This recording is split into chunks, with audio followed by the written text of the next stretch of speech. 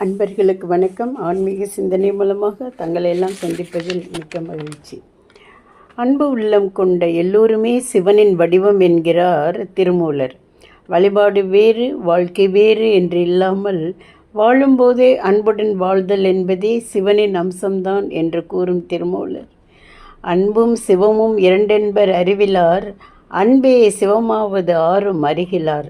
அன்பே சிவமாவது ஆறும் அறிந்தபின் அன்பே சிவமாய் அமர்ந்திருந்தாரே. அன்பு வேறு சிவம் வேறு என்று கூறிக்கொண்டிருப்பர் அறிவிலிகள். யார் மீதும் பேதமில்லாமல் அன்பு காட்டுதல் என்பதே சிவம்தான் என்று திருமூலர் கூறுகிறார். இறை வழிபாடு எப்படி இருக்க வேண்டும் என்றும் கூறுகிறார். பெரிய அளவில் படையல் போட்டுத்தான் கடவுளை வணங்க வேண்டும் என்பதல்ல வழிபாடு. யாக குண்டங்கள் பெருமளவில் வளர்த்தால்தான் இறைவன் மகிழ்வார், நாம் நினைத்ததெல்லாம் நடக்கும் என்பதையும் மறுக்கிறார் திருமூலர். யாவர்க்குமாம் இறைவர்க்கு ஒரு பச்சிலை, யாவர்க்குமாம் பசுவுக்கு ஒரு வாயுரை, யாவர்க்குமாம் உண்ணும்போது ஒரு கைப்பிடி, யாவர்க்குமாம் பிறர்க்கு இன்னுரை தானே என்று கூறுகின்றார். இறைவனை வழிபடுவதற்கு ஒரு கைப்பிடி அளவுக்கு பச்சிலை போதும். கோபூஜைகள் செய்தால்தான் புண்ணியமா என்ன? அதற்கு பதில் பசுவுக்கு ஒரு கைப்பிடி அளவுக்கு புல் கொடுத்தாலே போதும். அறுசுவை உணவு வழங்குதல் தான் அன்னதானம் அல்ல. நாம் உண்ணும் உணவு எதுவாக இருக்கிறதோ அதில் ஒரு கைப்பிடி அளவு எடுத்து பசித்தவருக்கு வழங்குவதும் இறை வழிபாட்டின் அம்சம்தான். இது எதுவுமே செய்ய முடியவில்லை என்றாலும் கவலையே வேண்டாம். பச்சிலை கிடைக்கலையா, பசுவை தேடி போய் புல் கொடுக்க முடியலையா, அன்னதானம் செய்ய முடியலையே என்று கவலை வேண்டாம். பக்கத்தில் இருக்கிறாங்கல்ல, அவங்கள்ட்ட மனம் சந்தோஷப்படுற மாதிரி 4 நல்ல வார்த்தை பேசுங்க, அதுவே சிவ வழிபாட்டுக்கு நிகரானது என்கிறார் திருமூலர். குறிப்பாக வழிபாட்டு முறைகளில் பெண்களை ஒதுக்கி வைப்பதை வன்மையாக கண்டிக்கிறார். தேவையில்லாத சடங்கு சம்பிரதாயம் என்ற பெயரில் பெண்களை அடிமைப்படுத்தும் மூட நம்பிக்கைகளையும் திருமூலர் கண்டிக்கிறார். இந்த மூட நம்பிக்கைகள் எல்லாம் திருமுறைகளில் கிடையாது.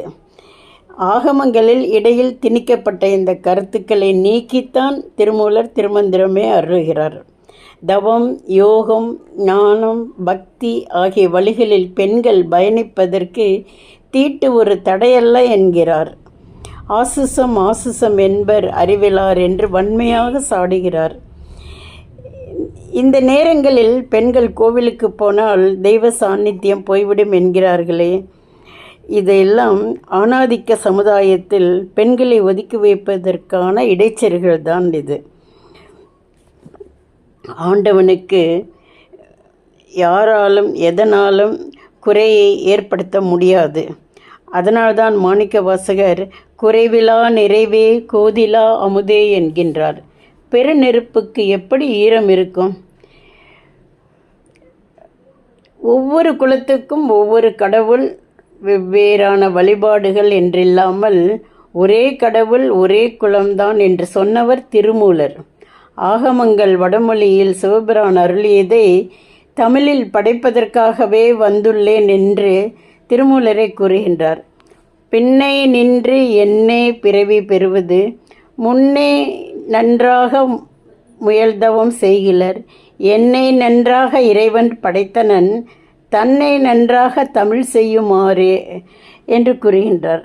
வடமொழி ஆகமங்களுக்கும் திருமுறைகளுக்கும் கருத்து மாறுபாடு உண்டானால் அந்த கருத்து மாறுபாட்டை திருமுறைதான் தீர்த்து வைக்கும். ஏனெனில் வடமொழி ஆகமங்களில் இடைச்செருகல்கள் உண்டு, திருமுறைகளில் அவ்வாறு இடைச்செருகல்கள் கிடையாது. எனவே திருமுறைகளின் கருத்தை நாம் பின்பற்றுவதே சரியானது. சக மனிதர்களை நேசிக்க வேண்டும் என்பதை நெறிப்படுத்தத்தான் மகான்கள் ஞானியர்கள் அவ்வப்போது தோன்றினார்கள்.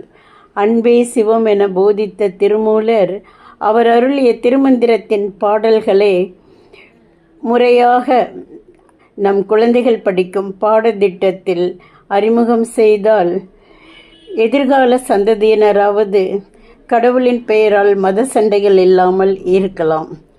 மீண்டும் சந்திப்போம். நன்றி, வணக்கம்.